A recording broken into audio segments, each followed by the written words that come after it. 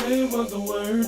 33 years he tabernacled the earth, healing the sick, raising the dead, sight to the blind. In the city of Canaan, turned water to wine.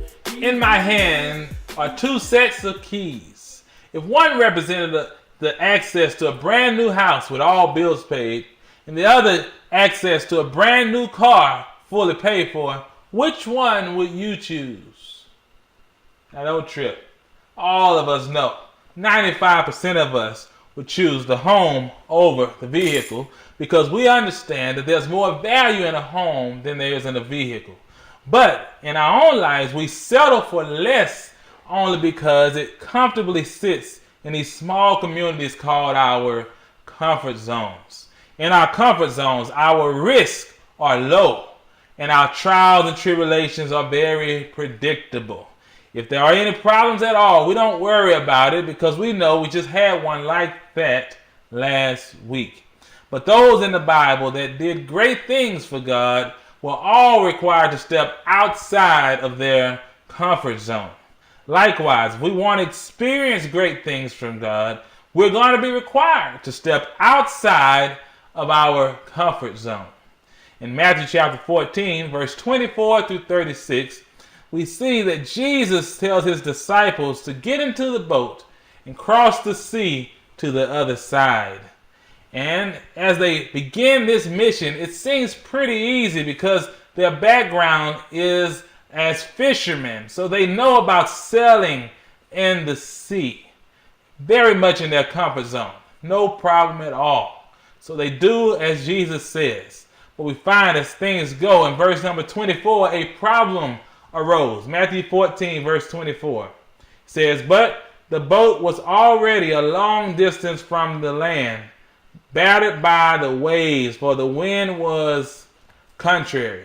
In other words, they suddenly found themselves in an unpredictable storm. So everything's going well, and now all of a sudden they're in a storm. As sailors, they understand also that the quickest way to get out of this problem, out of this storm, would be to turn the boat all the way around and head back in the direction of the wind. But we find that they stayed in the boat and continued to follow to the other side because Jesus told them to go. The challenge is for you to consider yourself in that boat. What decision would you have made? Their choice is very clear. They understood that if you step outside your comfort zone, a choice must be made between comfort or commitment.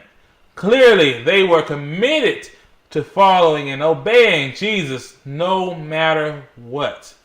And they found a great reward in verse 33, for they had a worship service, particularly because Peter stepped out of the boat, going even further outside of his comfort zone.